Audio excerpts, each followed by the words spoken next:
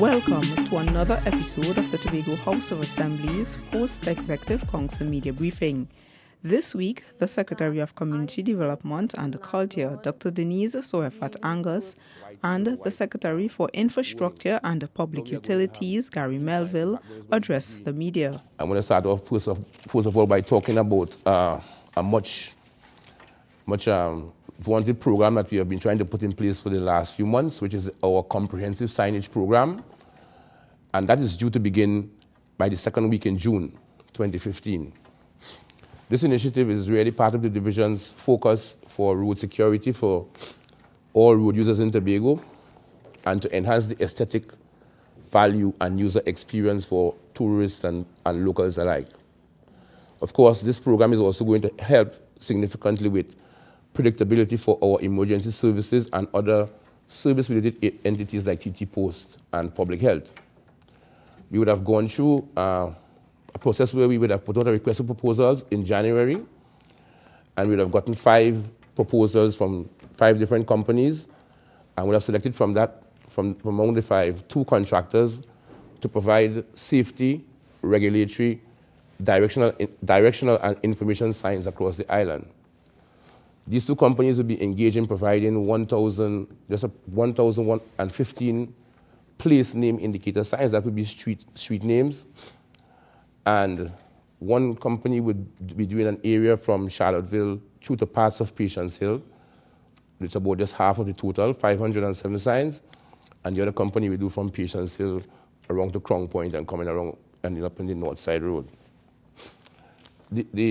The place name signs, that are the street name signs, will be somewhat different from what we have accustomed to. In the past, we have had blue signs in Tobago with a silver white wording. Now we are going to have green signs. The background is going to be green. And of course, we have also a white silver lettering. We thought that those signs are probably offer better visibility. And of course, having green signs in Tobago, our mantra is clean, green, and safe and serene, can't be a bad thing. We expect that the process, as I said, will start by the second week in June. Of course, regulatory signs such as danger warnings, stop signs, and so on will remain the same because those are international and specification. And we expect that we will complete this project by the end of September 2015. So that the look around the island should be significantly different by that time. Starting in June also, we would also be doing another project that has been long awaited, which is the Scarborough traffic study. And that project is being undertaken by a company called the Caribbean Transportation Consultancy Services Company Limited, or CariTrans. And over a period of 3 months, they will be collecting data on traffic around Scarborough, and we'll be using that information to provide a traffic plan for Scarborough and other parts of Tobago, and be able to put in more responsive solutions to all traffic-related problems. We know that traffic is a major problem in Tobago, so we want to look at certain key things to understand better how we can create a better environment in Scarborough. So looking at things like the operation of the seaport and its impact on the traffic flows, and how we can forecast, because we see our traffic volumes growing regularly. So we want to be able to treat with that so that we can put some initiatives into place to treat with that. The division has also started a process to replace the bridges at Milford Road. We would have mentioned that before, that we were seeking to upgrade the Milford Road to provide it as a parallel artery to the Claude Noel Highway. The division has now engaged the National Infrastructure Development Company, NIDCO, to manage that project, to manage the project to replace those 3 main bridges. We would have gotten approval from the Executive Council, and we would have signed a memorandum of understanding with NIDCO on the 27th of April, and thus we have engaged the company to treat with the procurement, the project management, and all technical consultancies related to the Old Milford Road Bridge Rehabilitation Project, or the rehabilitation of all the bridges along Milford Road. In the first instance, starting virtually immediately, the NIDCO will undertake the process for the bridge that is nearest to the abattoir, which had already had some previous piling work, and we expect that work should start there by the end of June 2015. While the final estimates are not available as yet for those bridges, we estimate that each bridge should be somewhere in the vicinity of $20 to $21 million. I can also provide a brief update in terms of what is happening with our development programs.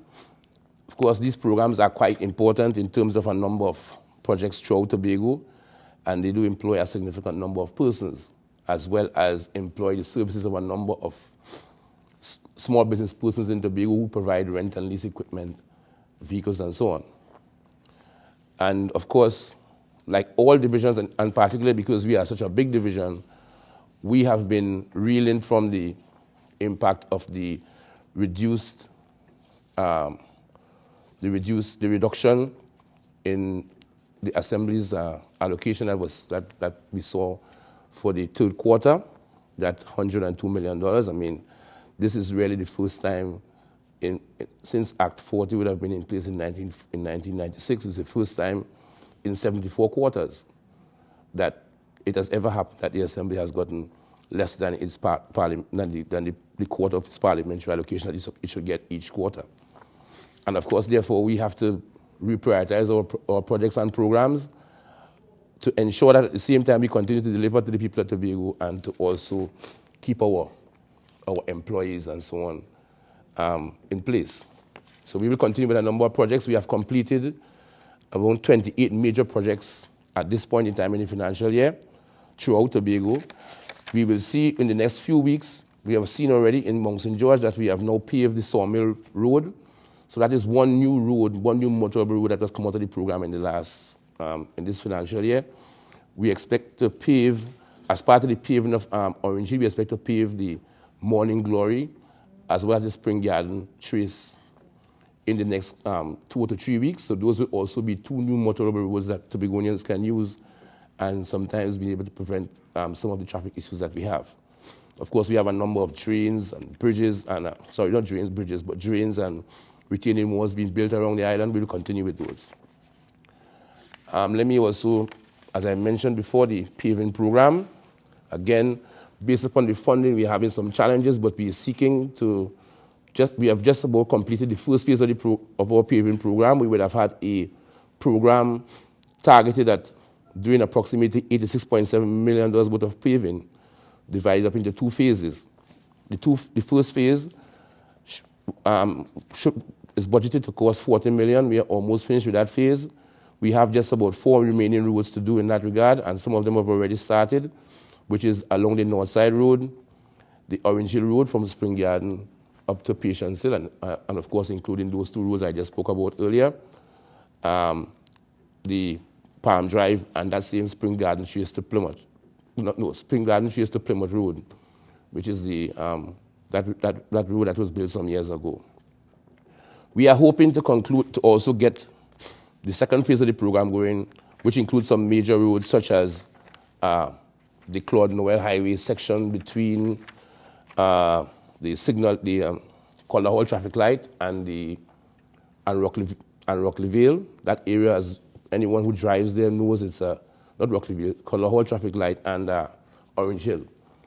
That area is relatively rough, and as part of the rehabilitation of Claude Noel, we want to do that phase this year, and hopefully we can get funding to do other phases in the new financial year.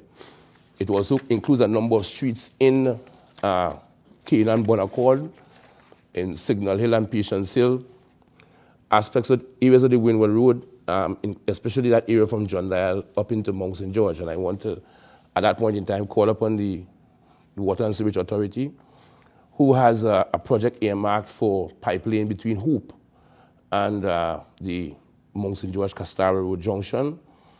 That, of course, because we have to wait until they do the pipeline, it's going to delay the paving of that particular area. And we really would have wanted to pave that area during this particular paving session, before the rains get very heavy.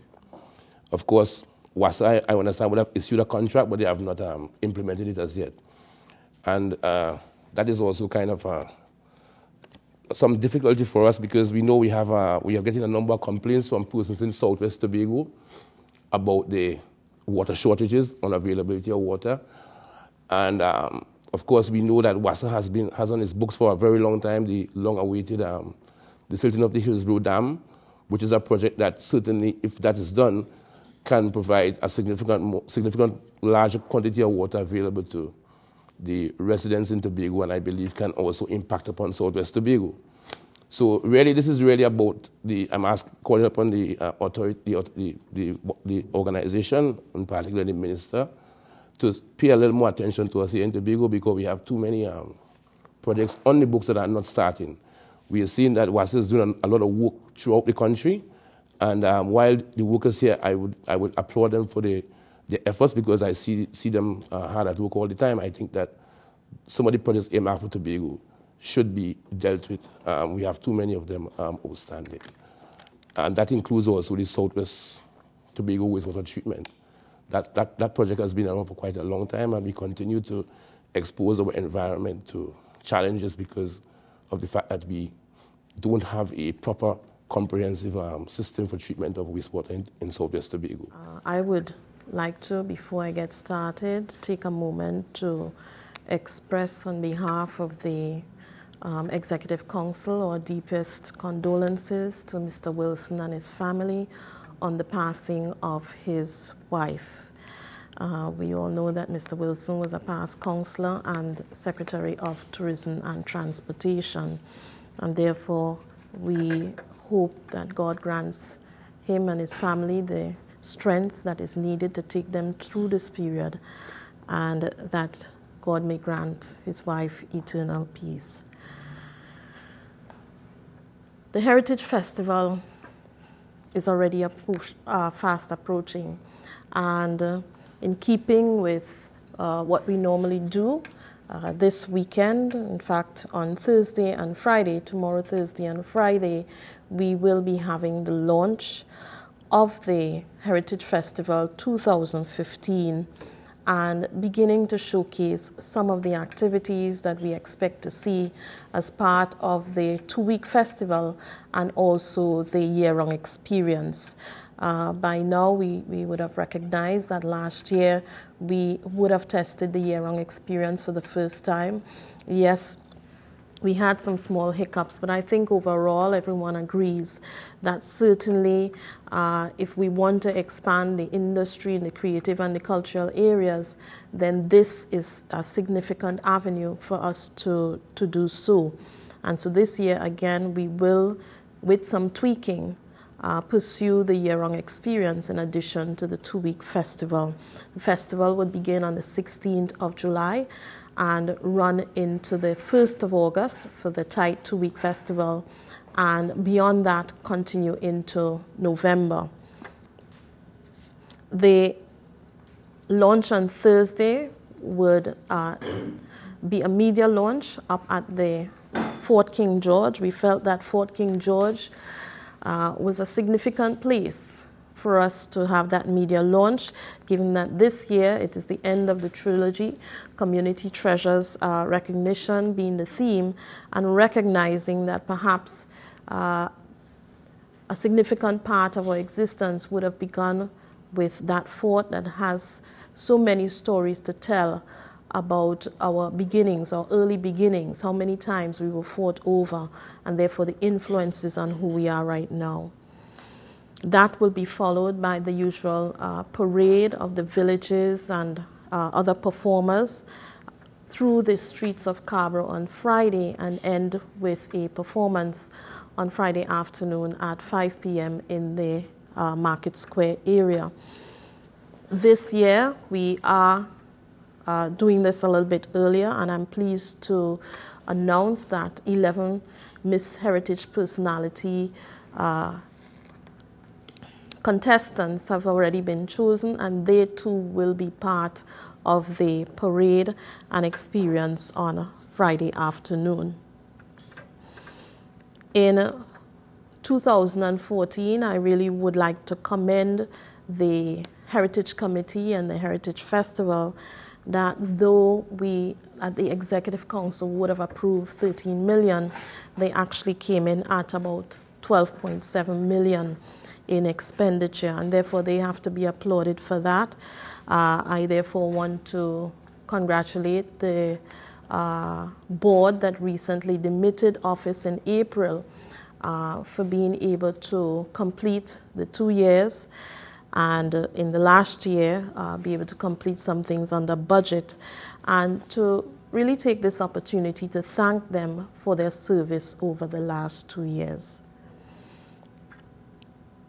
The Division of Community Development and Culture continues its intensified approach to preparing Tobagonians to better maximize on the opportunities of the cultural and creative sector, which is important to the diversification of the Tobago economy. And therefore, again, we would have started our vocational skills training program. We have at least 300 persons registered who are attending classes across the island. These are about 46 classes that we have in various areas and across 28 communities. The new Bethesda multipurpose facility that was commissioned in April is now houses the digital photography class. And we already have one of the classes in the pre-C class that has already graduated. We have already had 14 persons who completed that class, and that is about safety in the water. But that is a preparation class for the advanced boat master class, and I understand 10 of the 14 moved into that advanced class. The boat master class is part of a preparation class that helps persons who would like to acquire a captain's license. After that, it helps prepare them to go down that road. This year, we are also seeking to collaborate with the Business Development Unit because we recognize that whilst we help persons experience joy in having a hobby, that we really would like to have persons more focused on developing a business for themselves so that they can begin to better able service our tourism sector. All of the tourists who are coming in who want to purchase something that is made in Tobago, we are hoping that persons access the business grants that are available to start their businesses and therefore be able to service the industry. And in servicing the industry, they can better take care of themselves and their families. The Arts Push program has restarted, and let me remind you all that this program is a very intensified program in the cultural arena where we help our performers refine their techniques in preparation for the Heritage Festival, but more so we are helping persons who no longer perform or who are interested in the arts and cannot be a performer to retool in other technical areas to be able to support the arts and therefore the industry. And so that will continue from now into the pre-heritage period. That is also a number of persons have registered for that class. I know that we currently have a few drummers from West Africa here with us right now, and they're not only teaching drumming, but they're also teaching the manufacturing of the instrument. I understand that we have about 10 persons who are attending that class and learning to the art of making the drum.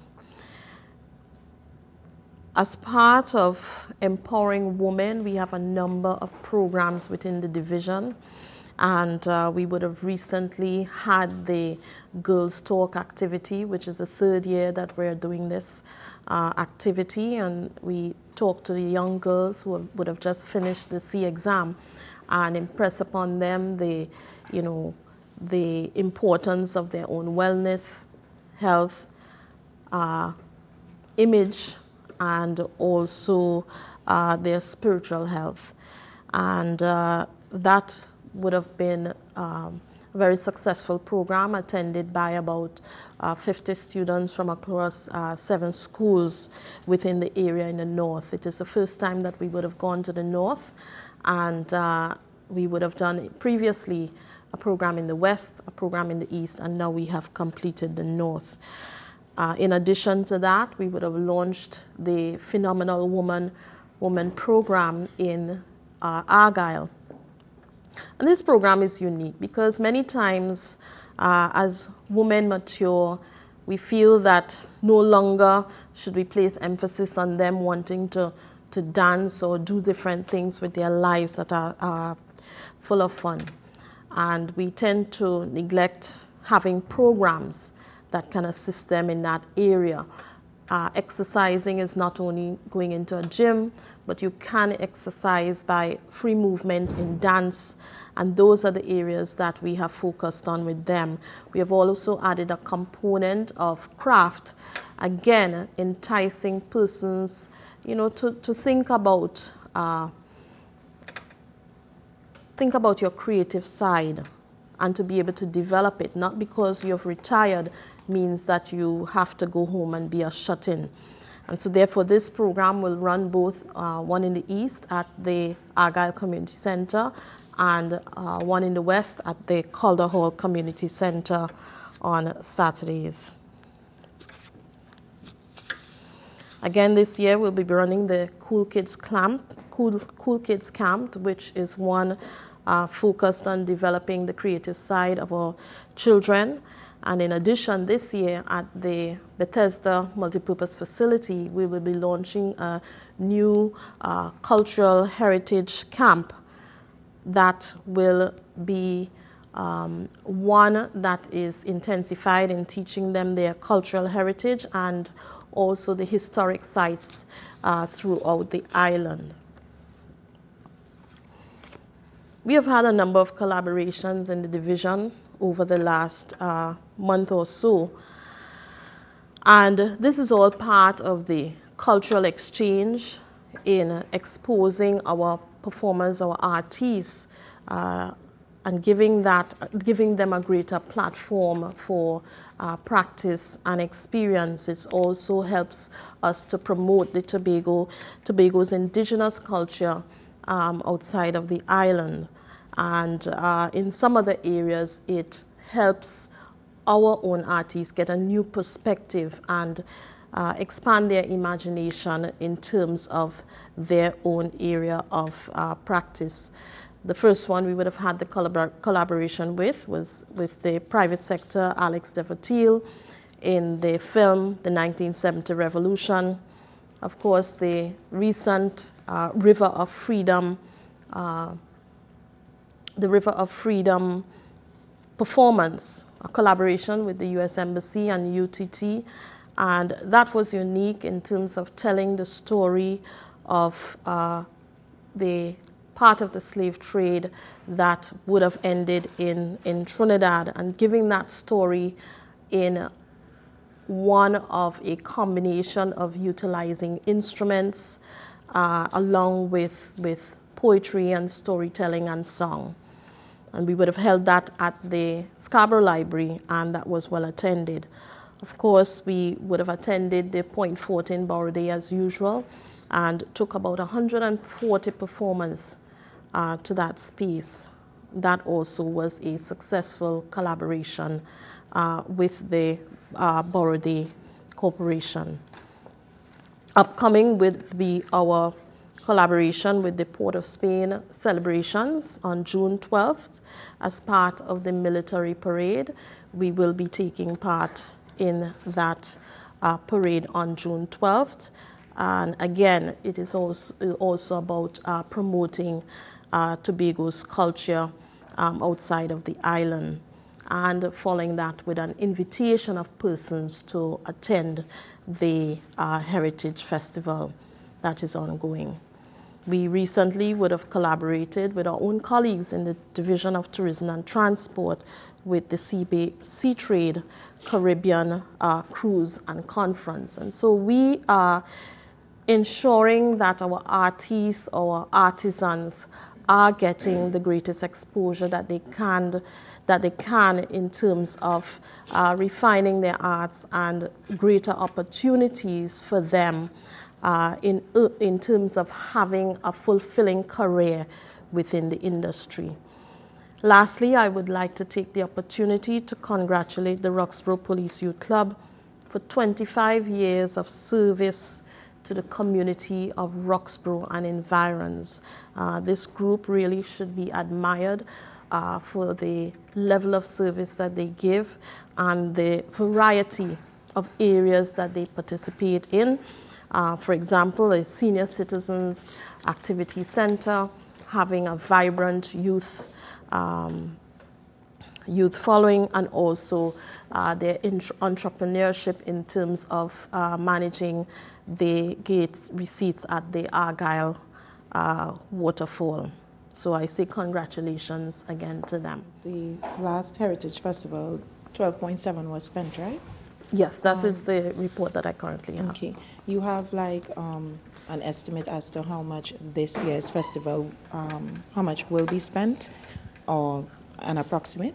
Well, our budget was put forward, but given, Mr. Melville would have explained that we are experiencing some financial constraints right now with the 102 million that we would not have received, and therefore we have asked the Festival Commission to go back to the drawing board, taking that into consideration and coming up with a tighter budget.